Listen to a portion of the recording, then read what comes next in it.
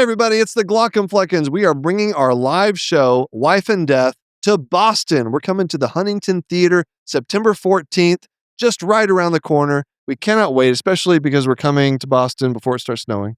Theoretically, yes. Hopefully, it's going to be great. It's going to be great weather. Come on out. We can't wait to see you. Get tickets now, glockenflecken.com/live. We'll see you there.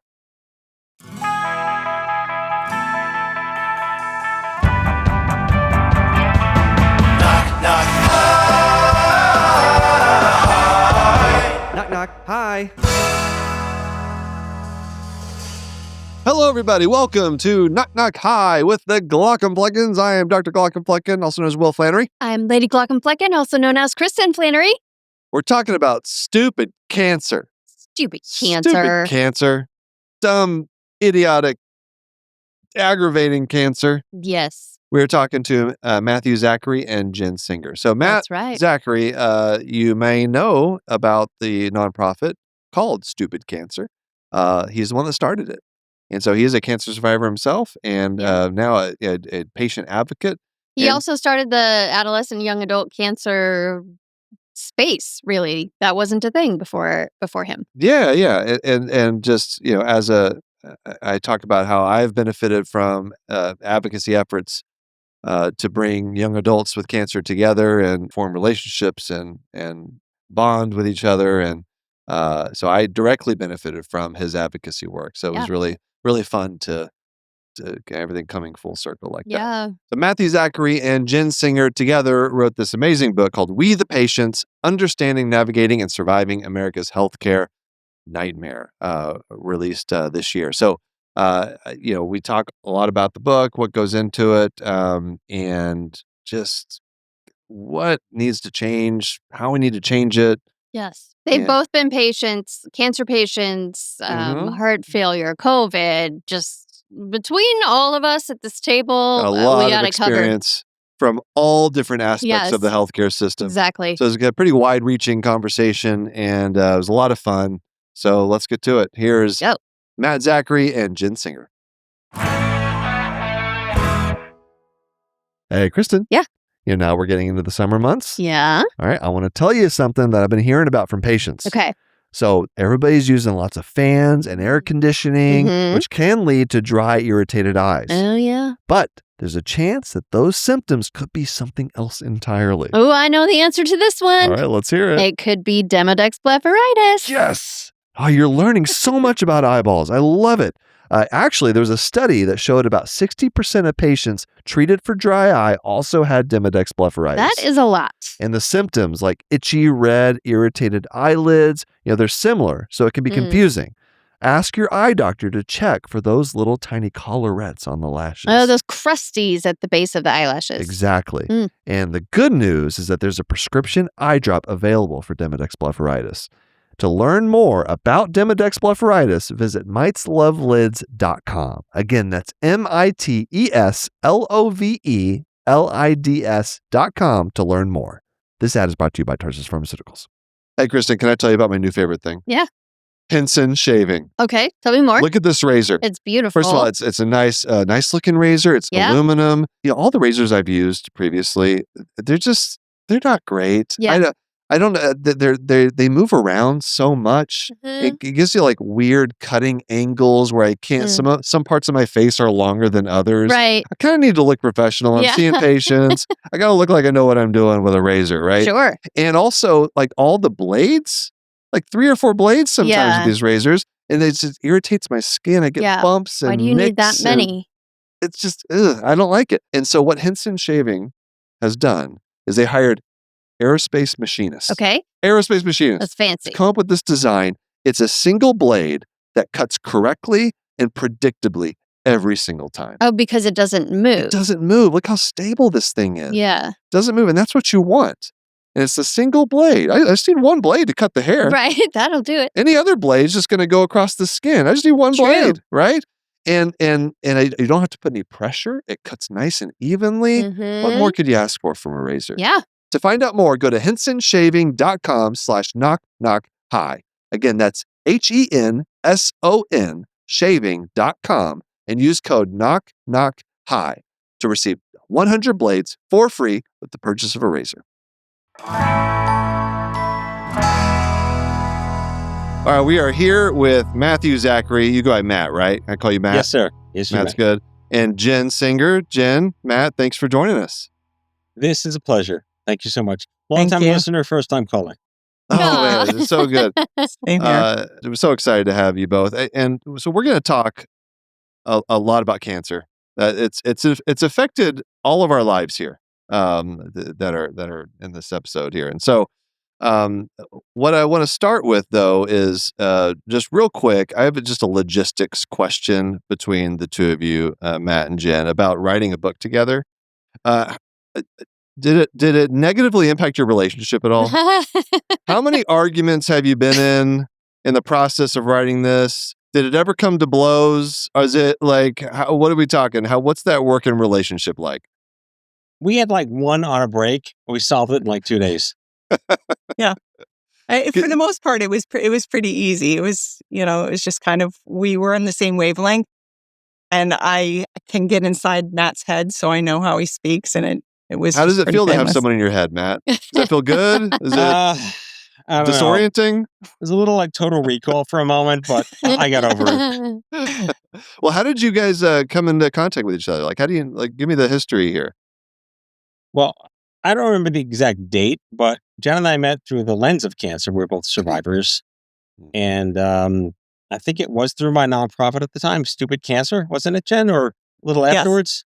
Yes, it was for your podcast. You had me on your podcast. That's right. So I'm oddly self-proclaiming myself as the country's first podcaster because I was doing what they called Internet Talk Radio in May of 2007. Wow. It was a live show before podcasts were. And Jen was one of my guests over the 500 or so episodes that I produced between 2007 and 2019. Yeah, when did the term podcast, when was that coined? Do you know offhand? I don't think anyone's ever actually studied that. It kind of just showed up one day. Someone must have said it for the first time, and I bet they're really upset that we can't remember. Yeah. We don't know who they are, Do you know why it's called a podcast? No. Broadcast, but I don't know. As podcasters, we should know. iPod broadcast, Yes, right? the iPod broadcast, exactly. Yeah. iPod broadcast. All right. That's how old we are. Yeah. Well, actually, but right before we were recording, speaking of how old we are, the term "don't hang up" was uttered because we were talking about doing this recording. And Matt, I'm still, my mind's kind of blown by this because I Can't get over it. I didn't think about this. Like, I knew the whole like Gen Z, they when they're mimicking being on the phone, they hold their hand up a different way than all of us who grew up with landlines. But the phrase "hang up" or "don't hang up," Yeah. I never even thought that would be something that does not relate. And you told me, what do the Gen Z kids say now? They say end the call. End the call. It's so awkward. Yeah. I mean, I have 16-year-olds and they're saying end the call now. I'm ending it's so formal. It feels so formal. It does. It does. I am ending this telephone encounter. Yes. Well, they'll never have the satisfaction of slamming the phone down either without breaking their nice cell phone. Damn it. Yeah. Yeah, right. They'd have to throw the whole phone. See, it's so different than like being a physician, in the medical field. Like, you still have fax machines. There are certain bits of technology that will never go away. Like, we're always going to have like actual physical phones, so we can still slam a phone down in anger when office phone hostilities. Yes. Exactly, and there's some satisfaction to that very hostile act that we can't relay or direct our hostility toward an actual person, so we do it for the phone. Yeah. Pagers, fax machines. So I had pagers for probably a different reason I can't disclose in the 1990s. You had no personal pagers were a thing. They were, for a little bit. Yeah, I didn't use them to be summoned. I used them to be told. Oh, gotcha. Well, let's stay back in time a little bit. I want to start with just talking about stupid cancer, because it does sound like from what we've heard from you that a lot of what you're doing now has been informed by obviously this path that you've taken from being a cancer survivor and founding this nonprofit, Stupid Cancer. And I just want to say on a personal note, um, I have, I'm a young adult cancer survivor. I don't, am I technically a young adult? I'm 40 now. So I'm like, You had cancer when you were a young adult. right. Yes, So yes, you're almost an alumni over Yes. 40. I know, it kind of hurts to know, I like, know. oh man, I'm like not in that age group anymore. But I felt like the isolation and loneliness that comes with being of someone in their 20s and having that diagnosis. And it took a long time to find people that I could talk to about it and relate to. And I'm curious if that was what started this whole path for you with Stupid Cancer, Matt. Well, having been diagnosed in 1995, there was nothing to even know about, let alone Yeah. something you hoped you wished you had. It just didn't exist. And it wasn't for 7 years till I met my first cancer buddy by accident. And he happened to be on the board of a very prestigious DC policy group in healthcare that was started in 1986 called the National Coalition for Cancer Survivorship. And Craig was also a brain cancer survivor in his 20s. He was bald and Jewish from New York, went to Binghamton, was in my a cappella group on our first date. Like, how the hell have I gone 7 years without knowing you? Yeah. But he was like the rabbit hole that got me out of my plan B. I was supposed to be a film composer and a concert pianist, and my left hand stopped working. I worked in advertising, selling Doritos for a couple of years in the non-misogynistic Don Draper world of McCann Erickson. Okay.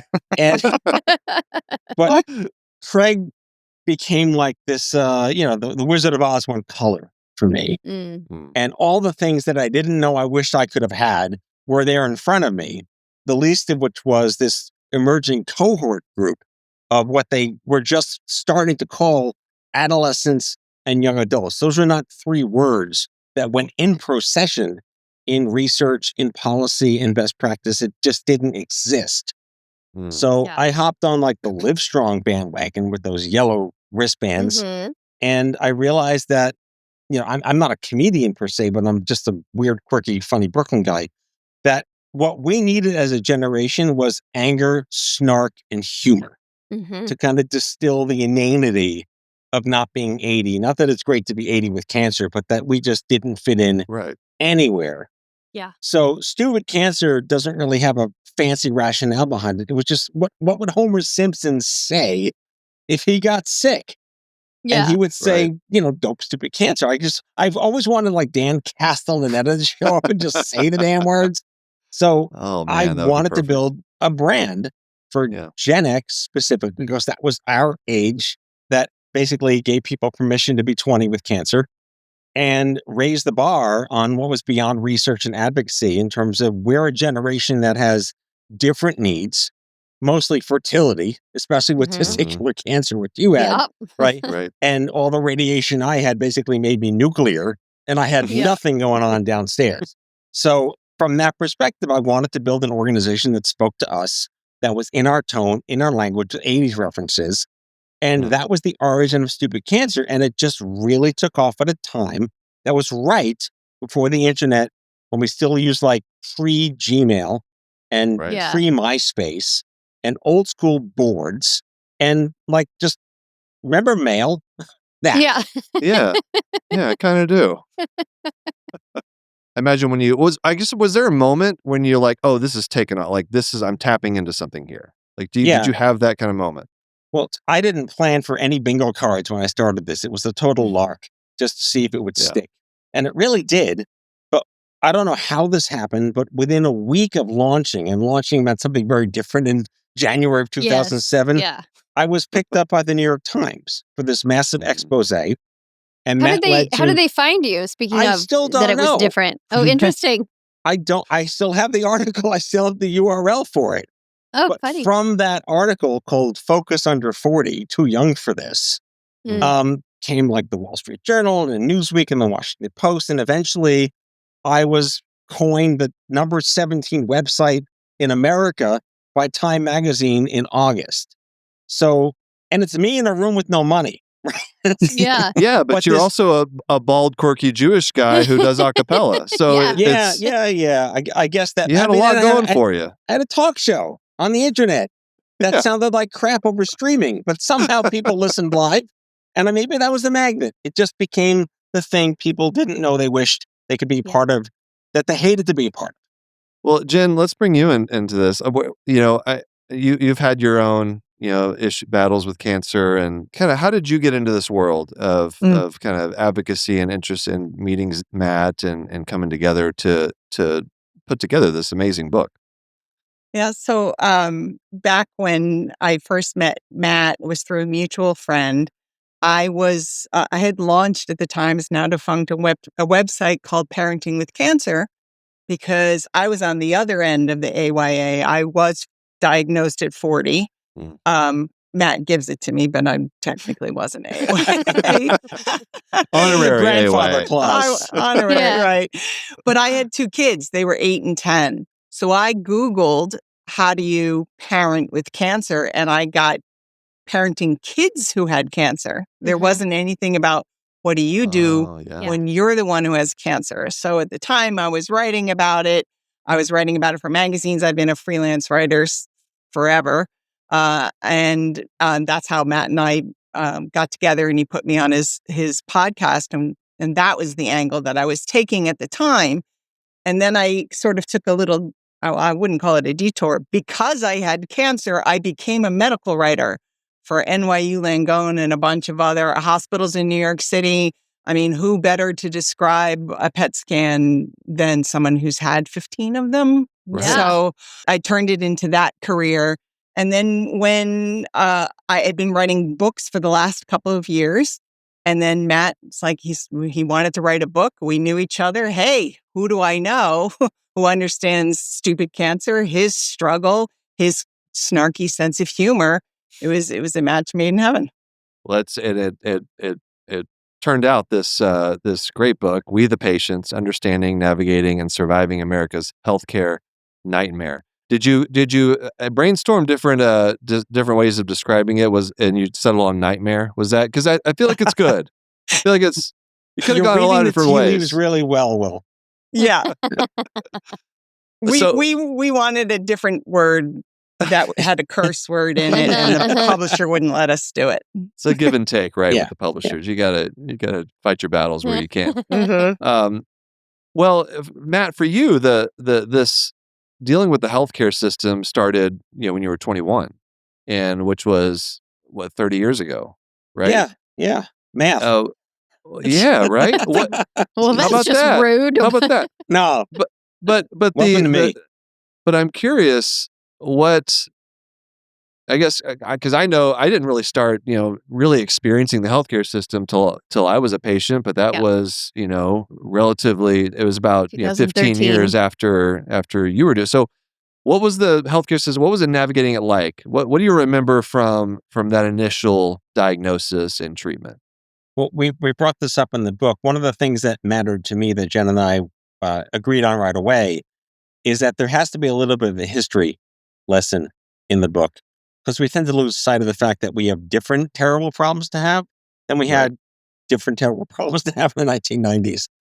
And the first thing that people will very clearly understand, this is before the Affordable Care Act, way before the Affordable Care Act, where they could basically judge you on having a splinter and quintuple your premiums for no reason. And you had to go on insurance at 22. And in my case, what better time to go on insurance at 22 when you finish your treatment the week before you're 22? Oh, boy. So I was exemplar of the reasons why we needed to implement these protections all those years later. Yeah. And we had fax machines, right? We might have had Rexagraphs for all I know back in those days. But we discussed you had no insurance whenever you were diagnosed. Well, I was under my dad. Yeah, your parent. Okay. My parents were New York City educators. So under their GHI Tier 1, which I just happened to be, benefiting from, it didn't really help when I turned 22, because the COBRA was still like, I think Jim was like $3,600 a year or whatever that number was, something like that, some massive, insane number. And I had barely even gotten a job, and that ate up like half my net salary. Wow. What was it like having to, I guess, what kind of treatment did you have initially? What was your What was your treatment course like? So after my craniotomy, right, it was a radical craniotomy back in the Gulag days when they just ripped your head open with no. Where do they do that? Right over the top? Is that kind of on I the actually back? had something called the medulloblastoma, which is a cerebellar primary endocrine tumor. Okay. So they had to go back through the brainstem, through the back of my neck, and like zipper head me, scoop it out with an ice cream cone or whatever, and sew me back up. So it was the. That's how the doctor described it, right? Yeah, That's how the surgeon just scoop it. I'm gonna make you a zipper head. It They show you really the little was. I mean, melon baller that they use. it was Kinda. so bad. They told me like afterwards. By the way, you had like 80% chance of dying. Like, thanks for telling me Right. after the Oh my fact that God. we're recovering in the hospital.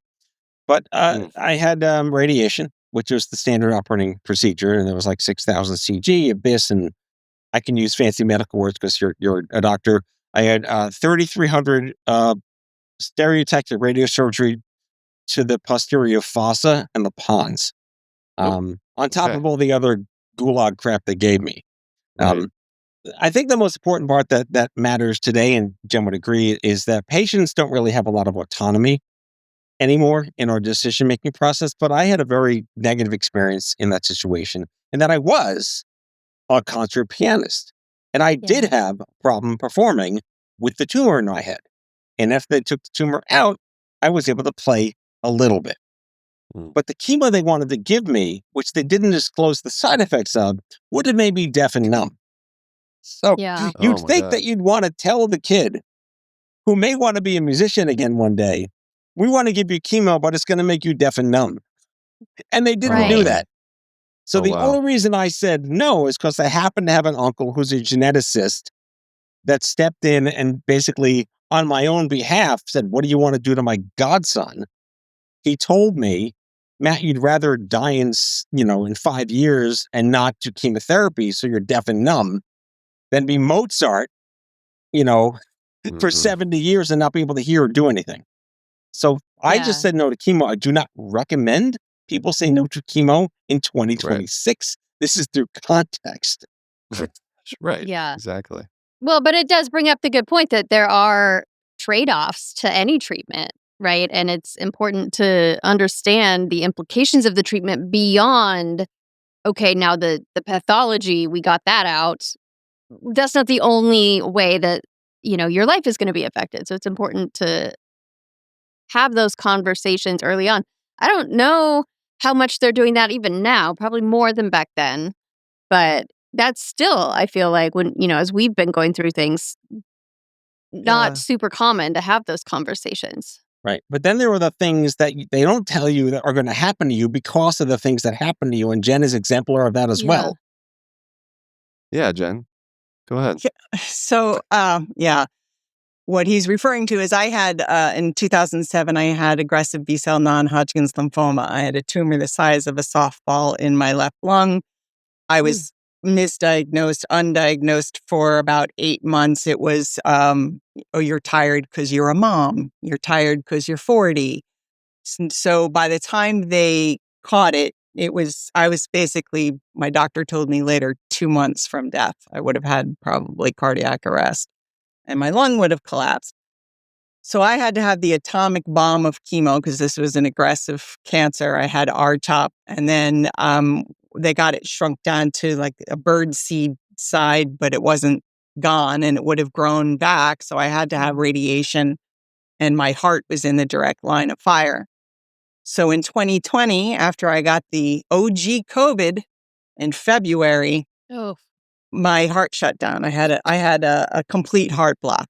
So it's more like, it's not like cardiac arrest. It's like the atrium and the ventricles don't talk to each other. That's correct. And and it's like stadium lights shutting down one at a time. And what the doctors who were watching me on the monitor in a pediatric ER, because that was all that was available in New Jersey in April of 2020, they're talking to each other and they're going, it's stage 1. No, it's stage 3. And I had been a medical writer. I knew that they were saying that I had a complete heart block and was going to need a pacemaker at 53. So that's what Matt is referring to. It's the gift that keeps on giving, cancer. Yep, sure does. Oh. That's another thing we don't talk about. Everyone knows chemo, radiation, They know that sometimes you have to shave your head or whatever. No one talks about how even after you're cancer-free, you're still often living with, you know, symptoms or side effects or like, just things that happen to you because of the treatment that, your lifelong hormone replacement therapy. Like no one talks about all that stuff and connects it to the cancer experience. It's just, well, you don't have cancer anymore. Off you go. Yeah, it changes your life in ways you never really thought it would, Yeah. right? And forever. And not just your own life, but your loved ones, and I'm Yeah. sure you both have felt that. It's Mm. it's not just one person that's being impacted by this, which is why the work that you've done about with young adults is so important because it gives that connection, and allows people to help put their lives back together. I've been involved in some young adult nonprofits. First Descents is one, that was a lifeline for Did you me. go to First Descent? He did. I did. What was your nickname? Stand up. Fair enough. I was 88. I knew Brad Ludden in 2005. Oh, really? Yeah. Oh, wow. Yeah. Yeah. I was, very. Kristin's actually the one that found First Descents for me because she was like, this was right after my second Yeah, it was your second cancer. I was diagnosis. in the waiting room as you're getting surgery.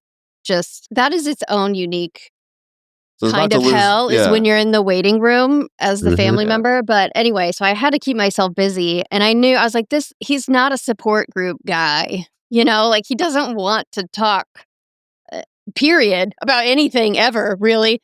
But Thanks. certainly not about like emotional things like getting cancer, right? And so it's like, this is perfect because it's just like you go and you do something, physical and active, and you're just sort of around other people that have had a similar experience. And so maybe organic conversations happen, but you don't have to feel like you're in some group Yeah. therapy session, Yeah. so.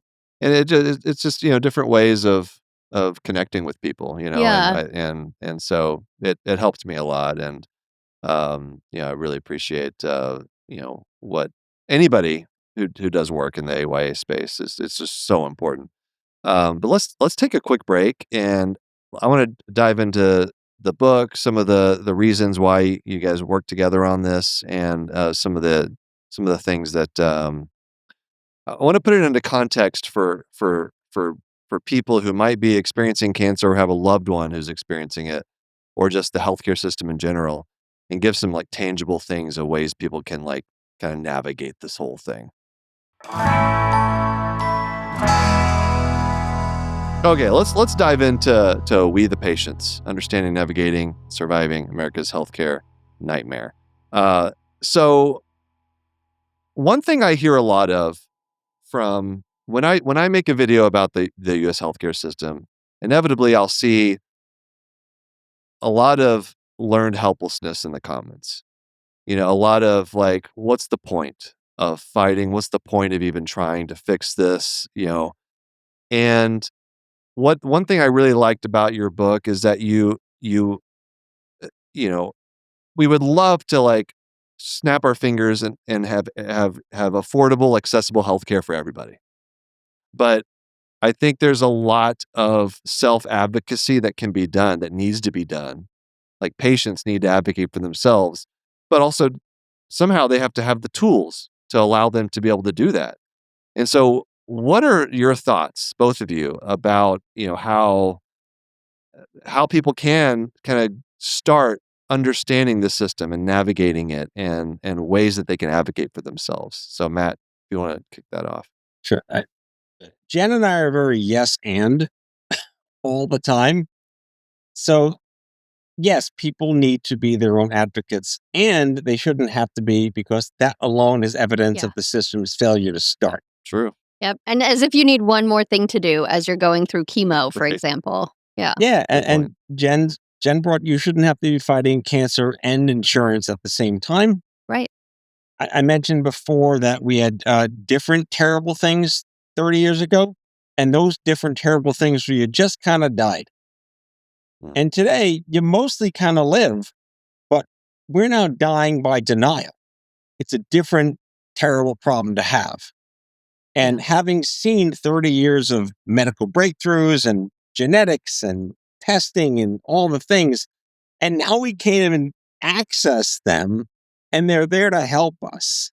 So the larger conversation is yes, and we need to be advocates for ourselves, but what can be done to, I don't know, course correct how all the illegal or not illegal incentives and malfeasance have managed to crop up without oversight and legislation. So what do we do? How can we? What's your approach? What do you think would be the most effective way to try to make some of this change happen? So one of my favorite quotes of his was kind of a throwaway quote. He was yelling at somebody, yelling at him, and he said, "Don't boo, vote." Yeah. But until now, people screwed by health insurance have had nothing to vote on. Yeah. Because we need to figure out what it is we want besides not dying and not going broke. So the larger conversation gets really complicated when you think about who makes more money. How does capitalism work when patients don't get blocked? When doctors don't get administrative burden? When costs don't ruin families? Where do you take the money? And that was the whole concept here. Who wins when patients win financially, right? That was the big idea. So I looked at past trends. Our generation remembers the AIDS quilt in Washington, how much effort that Larry Kramer put into the ACT UP movement with the shaming. I look at the breast cancer wars when they did die-ins at Genentech to get Herceptin. And these are all in the book. This is history. Yeah. None of those were political movements. Livestrong was not a political movement. Stupid Cancer was not a political movement. They were just organized movements because we had deservations and entitlements that we felt were the moral things to do for our country.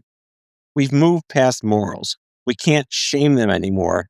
Nothing happens when you just out them, because I think I'm quoting Wendell Potter when they factor in their settlements into their budgets. Yeah. Right. So they're rounding Exactly. errors when they do a settlement for, $200 million to this and this and this and this. Long story short, I believe it's time for the patient community, and that's everybody really, think about organizing like a voter bloc. As love or hate the NRA, they do a great job at what they do. Right. But what they They're do is they effective. do single issue. They don't Sure. care whether you're gay, straight, blue, green, black, Jewish, Muslim. They care that you want the Second Amendment to do X. Correct. Yeah. And I contend that whoever you may have voted for in any election, I don't believe anyone actually wanted to vote to go broke or let health insurance overrule your doctor. Right. So the long story short here is that I believe for the first time in American history, the angry, disenfranchised, broke patient community that's just getting stomped on, along with the disenfranchised medical burnout space, need to organize to create civic power that finally begins to threaten electability in the states. So we enact these laws, these regulations, these protections, so we stop having this waterfall destroying us because of denial delay. I think one of the challenges and just in your NRA Second Amendment comparison is very apt here is that when it comes to healthcare, it's so complicated. Where do you put your efforts? And what do you try to target first? And, have all the momentum coming behind this one thing. Cause you got you got a lot of advocacy work around breaking up big medicine insurance companies, vertical integration. You got stuff I've been doing recently, which is just trying to shine a light on corporate medicine, private equity, corporate practice of medicine laws.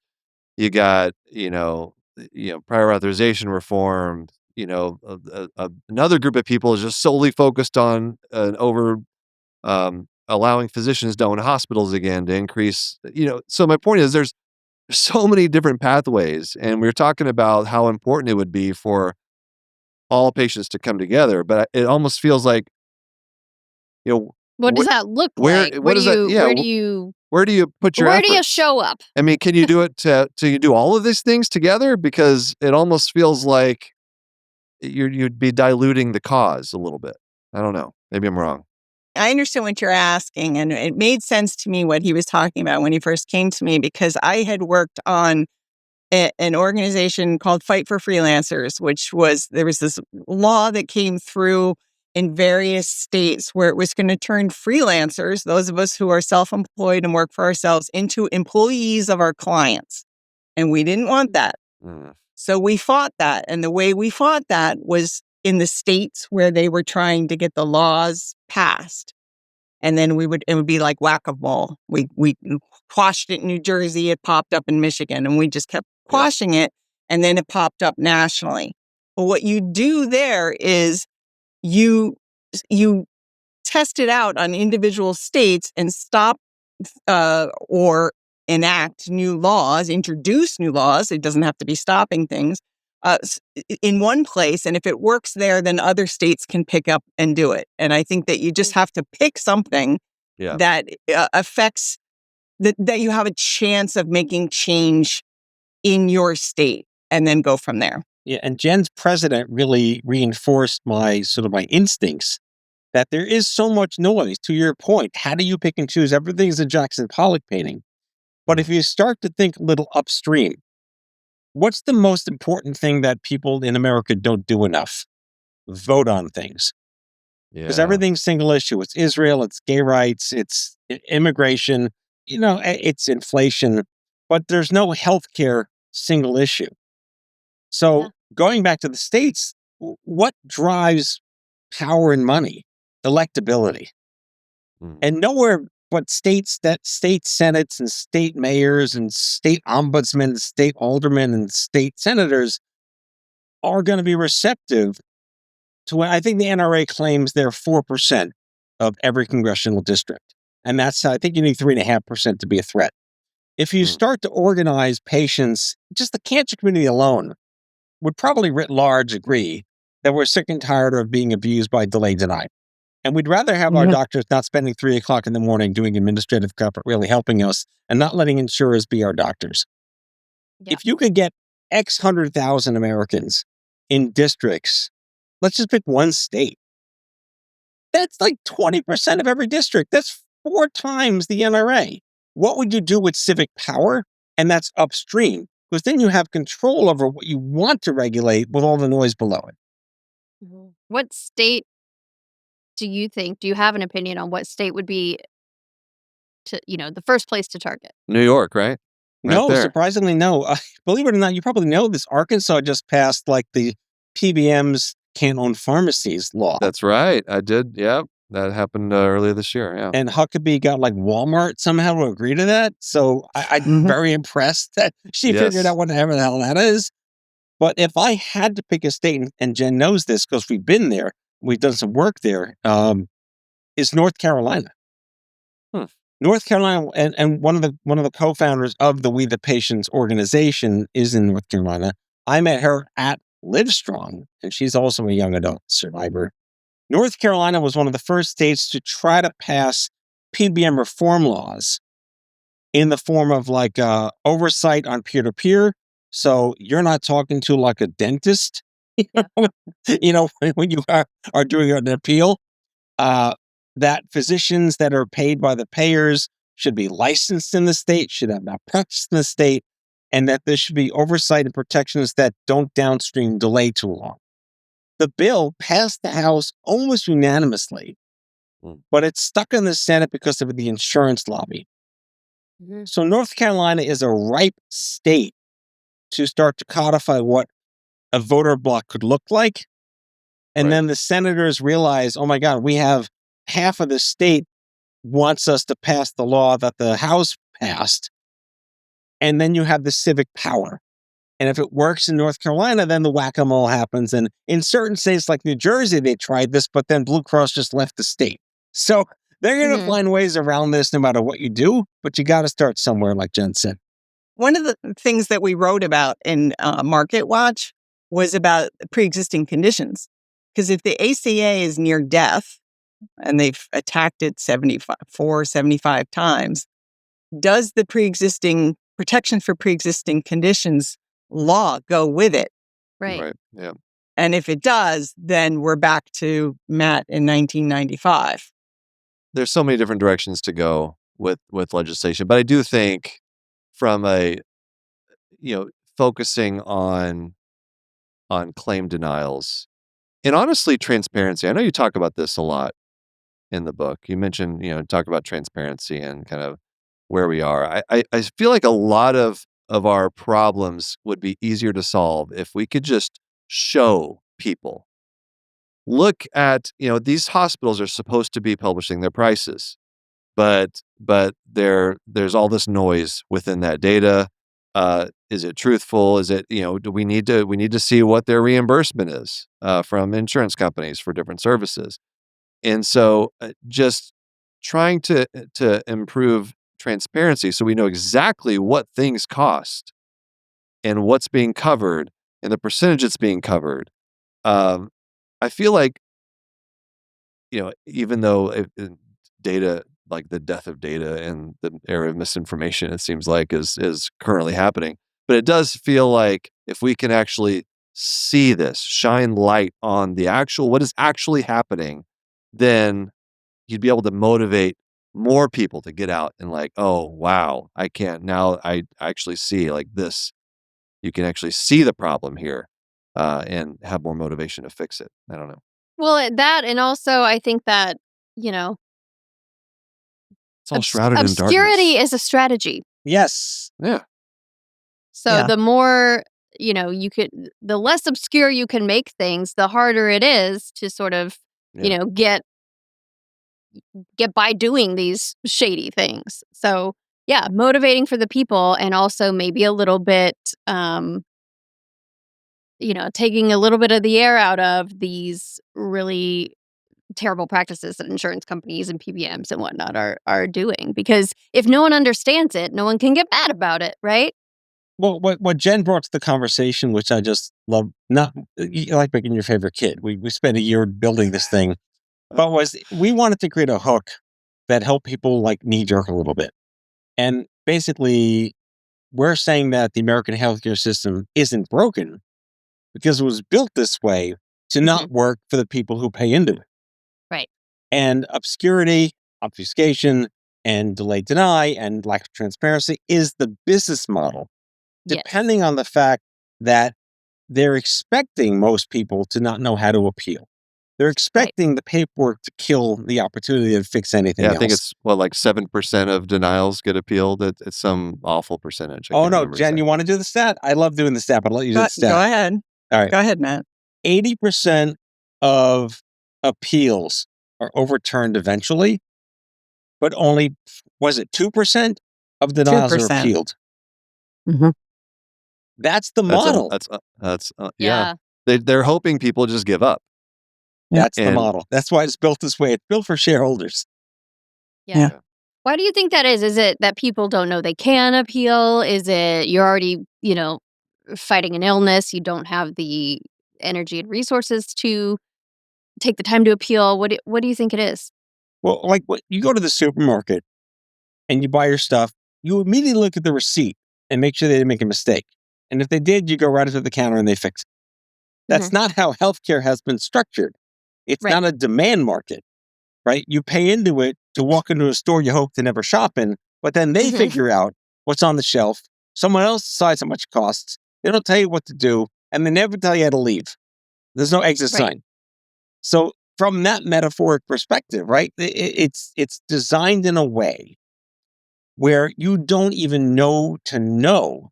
Yeah. Not that I want to Mhm. quote Rumsfeld, the unknown unknowns is Right. really what the model is, right, Jen? Yeah, you get all these explanations of benefits and things that look like bills and things that are bills, but then the bill has been Yeah. partially covered, but you don't know how much is still left. It's all confusing. But they've changed their practices too. I went for a pacemaker surgery, and the morning of, they tried to shake me down for $5,000. They said, "You owe $5,000." I said, "I am only." They threatened to bring the surgeon out which I don't think they were going to do. Yeah. But they I threatened would to have bring loved to see that, I would have loved to have actually. seen that. Yeah, they weren't going to give me my pacemaker surgery unless I paid, and I said I will pay my deductible. That's the amount that I will pay, and then wound up having to pay the amount later, but I wasn't doing it until I had a detailed bill, Right. which they could not give me the morning of, obviously. Yeah.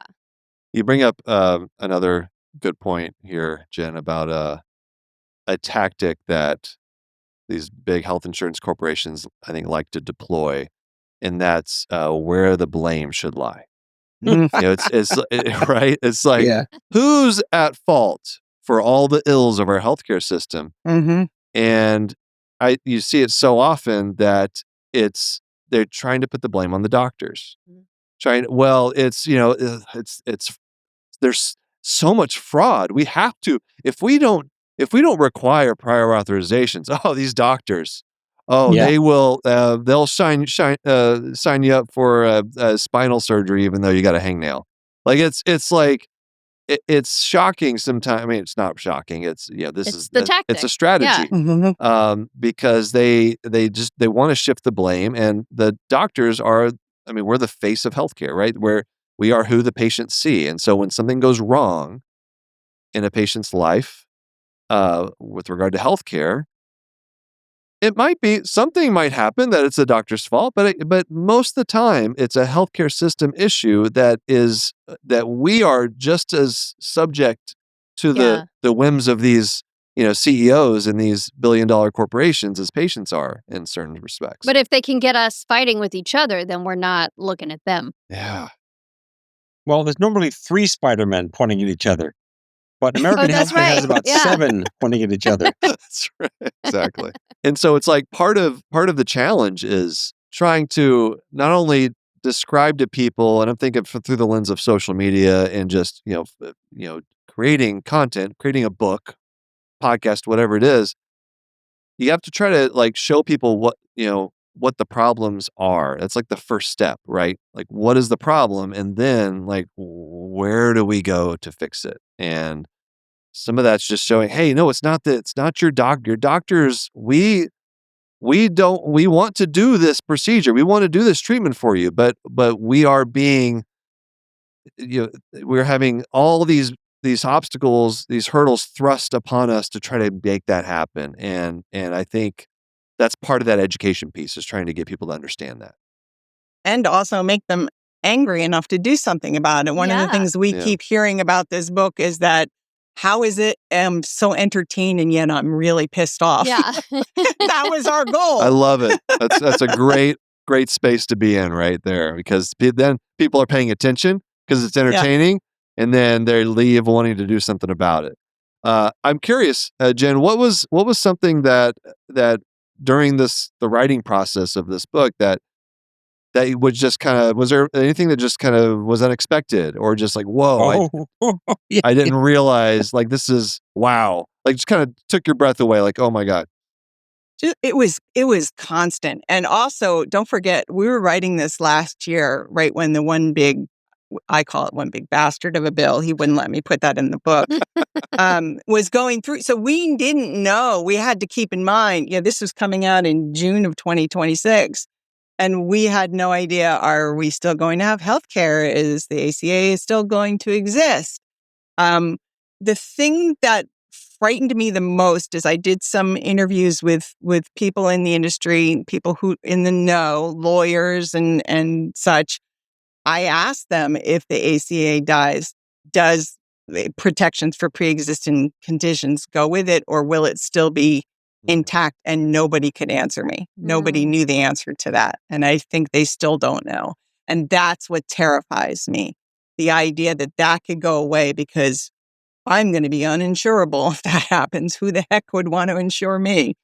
You mean Congress might like sign a bill they don't fully understand? I don't. Does that I've heard happen, of that Jen? happening. I've heard, once in a while. It's hard to believe. Yeah. That would be something. It's a rarity. We didn't expect to write a choose your own adventure novel. Yeah. Yes. You're right. Yeah. No, what anything, Matt, that surprised you in putting this together and doing all the research? And because I'm really impressed by the kind of the historical perspective of all this. And so I'm curious if there's anything that took you by surprise.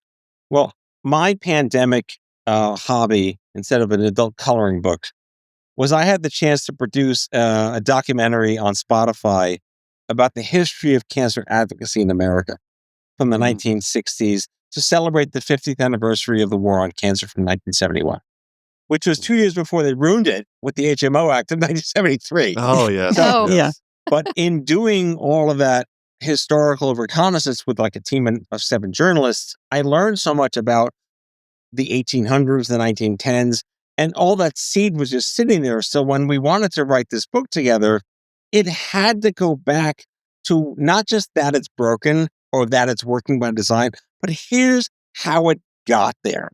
I just did a talk to about 180 medical students, second and third year, all from minority communities for the Robert Wynn Scholarship Award, if you know Dr. Robert Wynn. And I was telling them the story of Dr. Harold Friedman, who invented cancer navigation at Harlem Hospital in the 1970s with the Black Panthers. And they just like lit up. They're not taught that in medical school, which is fine. Yeah. But what really matters is if people really want to delve into how we got to here, understanding how it got to here is just as important to understand how differently terrible it is today. Right. And what surprised me the most was how differently terrible it is today. It's really differently terrible.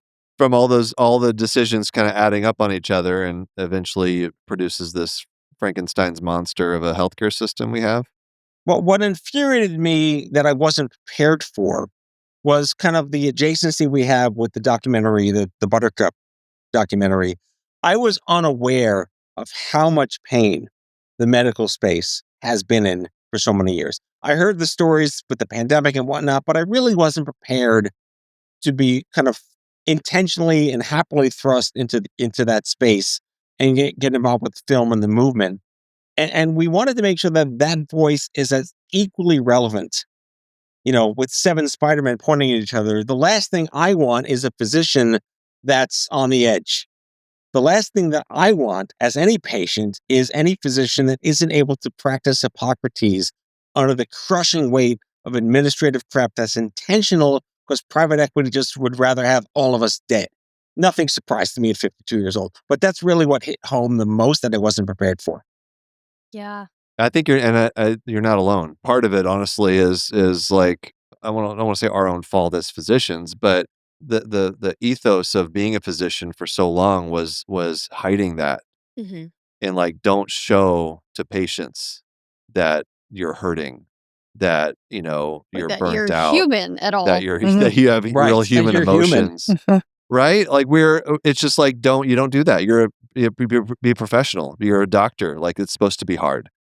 And that has worked against us to the point where you have insurance companies and hospital systems, private Happily equity, exploiting. Yeah. happily exploiting that way of thinking that we've had for decades. And now, like on the physician side, over the past 10 years, like people are starting to wake up as now that we're rapidly losing our agency and our autonomy and being told how to practice medicine from insurance companies and from all these places.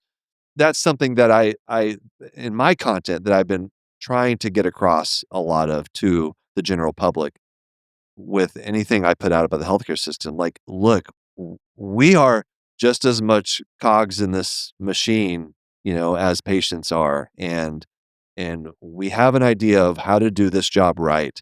We're just not able to do it. And talk about a voting block, patients, cancer patients, like you add all the healthcare workers with that and you got something real. You know what, though? You just said something that is, I think, important in context here. You said we have an idea of how to treat this disease, but we're not able to do it. And I think language really matters because, no, you are able to do it. You have the skills to do it. You are being blocked from Right. doing it. Oh, yeah, for And sure. I think that matters, the way that we phrase that, because when you don't, point out when you make it sound like it's just like something that you're not able to do, it's not pointing the finger where the finger belongs. Yeah. So I think the way that we talk about the issue too is really important, to make sure that the language that we are using is shining the light where it needs to go. Yeah. Good point. I just don't want to. I don't want to financially devastate anybody. Yeah. That's why it's getting harder and harder to do that. Yeah. Well, I can't speak on behalf of every patient, but from my universe, I can speak on behalf of the fact that we are on the side of the medical world, and that Yeah. we need you to be as functionally at your top game at any given moment. And the enemy right now is big insurance. And Yep. I'm not going to point my finger anywhere else, but first place goes to big insurance. Yeah. Absolutely. Well, I appreciate what you both are doing, and the book that that's amazing book. Again, We the Patients: Understanding, Navigating, and Surviving America's Healthcare Nightmare. And it is a nightmare for a lot of people. Um, and so the final thoughts here before we wrap up, if you have a cancer patient who's reading this book, what's one thing you want them to take away? The dark humor that Jen and I were going on is that's going to get a lot worse before it gets a lot better. And that's often not what people want to hear, but that is the God's honest truth. And it's too easy to tell someone, oh, just be your own advocate. Because, Yeah. Again, where I was in the 90s and there was nothing, and then where you were in the 2000s and there also was nothing, right? It's hard to find this stuff because you didn't go to cancer college to get sick one Right. day and know what to do. Right. Can I ask you one fan service question? Sure, let's do it. Where did Jimothy come from? Oh, Jimothy. Yes, Jimothy. Poor Jimothy, who's had the worst jobs on planet Earth, Yes. I think. Jimothy, Jen, if you're not familiar with Jimothy, he's. Oh, I am. Oh, you are? Okay. Yeah. Yep. Yeah. I needed. So whenever I started doing these, I did this series, the 30 Days of U.S. Healthcare, where like every day I was trying to like explain basic things, like just to get people to understand the healthcare system. So like from deductibles, premiums, co-insurance, all the way to more complicated things like what is a PBM. And I needed a foil, right, to the all the evil. Like there had to be a character that was in a normal human space mentally that could try like really show like how idiotic and evil everything that's like just having as the United Healthcare CEO played by me just talk so nonchalantly about using AI to generate claim denials. Like that is so dark and terrible and awful. So I needed somebody, and it turned out to be Jimothy as the character that just like he just got a job here and he just needed a paycheck, and all of a sudden he's being thrust into this world of absolute abject evil and corporate malfeasance and all this stuff. So and people seem to like it. People they were sympathetic to Jimothy's plight of just being this really down to earth normal person having to try to talk sense into these terrible people. So yeah, and that was it. That was Jimothy. I just kept it anytime. So he's the guy, works for He United just shows Healthcare up. or predatory hospital systems or the private or whatever. He just shows up. It's him. So poor This guy. is why we put you in the book, Will. You get it. Well, I appreciate that. Yes, Jimothy is I think one of the better characters because someone's got to do the job. Someone's Yep. got. Mm-hmm. Mm-hmm. Well, thank you guys so much. What else do people need to know about you? And so Where can we they talked find about, your yeah, work? where can they find your work? Do you want to direct them to any websites or anything? Well, the book is available wherever books are sold. They're in bookstores. We recommend Well, personally, I'd rather not give Bezos money, so you can buy it from like bookshop.com and shop independent. There you go. It is at Barnes & Noble, Amazon, of course. It's usually the easiest stuff. It's on Kindle. Audiobooks coming this fall. Jen, quick update on that. And Thank you. I think the website is just matthewzucker.com/book. Okay. Jen, you could give a plug. I mean, you're a ghostwriter, right? You did a stellar job. ghostwriter. Jen-singer.com. There I you can go. write about all kinds of things. If you need snark, I'm really good at that. Yeah. Oh, that's a really good quality. Yeah. Really good quality. Yeah, that's fantastic. And so check out those websites again, matthewzachary.com. And Jen, how do people find you again? Sorry, I missed that. Jen-singer.com. Jen-singer.com. Okay. And all over socials too. Yeah, sounds like yeah. you guys. So please keep doing this awesome work. And Matt, it was great to see you in the documentary, the Suck It Up Buttercup Likewise. documentary. That was fantastic. And thanks for your work on stupid cancer as well. That kind of stuff really Yeah. You paved a trail that we walked on. So thank you for that. Absolutely. And just thank you for joining us today. Appreciate you guys. It's a pleasure. Thank you. Absolute pleasure. Thank you. I think that might be the first book that I appear in. You think? I don't know if think of any anybody's ever others. Yeah. mentioned me in a book. Yeah. That's very kind. I appreciate that. What a fun conversation. It's right up your alley here because it's all about, making things happen. Get angry and do something about it. Just do something from the patient perspective, Yep. from the family and just people affected by healthcare. And get you fired up. So it's great. It's great to meet them and talk with them. And I hope everybody buys their book, We the Patients. It's a great name for a book, too. Yes, and it's the name of their nonprofit. I don't know if we mentioned That's that. right. I think we briefly touched on it in there, but Yeah. So they're going to be doing wonderful things with that. So let us know what you thought of the episode. You can email us, knockknockhigh@human-content.com. Visit us and our Human Content Podcast family over on Instagram at Human Content Pods. Thanks to all the great listeners leaving feedback and reviews. We appreciate that. Please leave more. We love that. Go to our YouTube channel. All these episodes are up on the YouTube channel at Glockenfleckens. Go leave a comment. We always look for those. And we also have a Patreon. Lots of fun perks. Bonus episodes or react to medical shows and movies. I might make a couple extra little skits things for specific for the Patreon community. And just all kinds of fun stuff. Check that out. Patreon.com/Glockenflecken or go to Glockenflecken.com. Speaking of Patreon community perks, let's shout out the Jonathans as usual.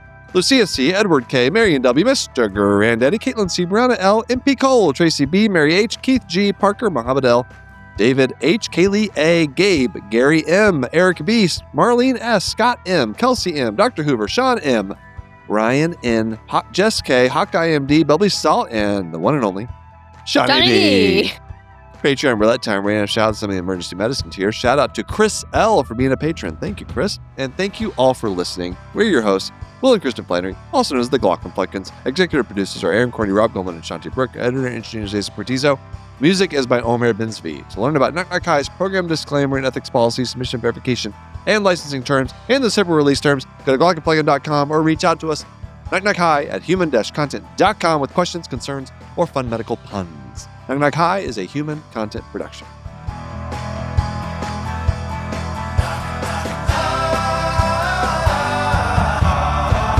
Knock, knock, goodbye.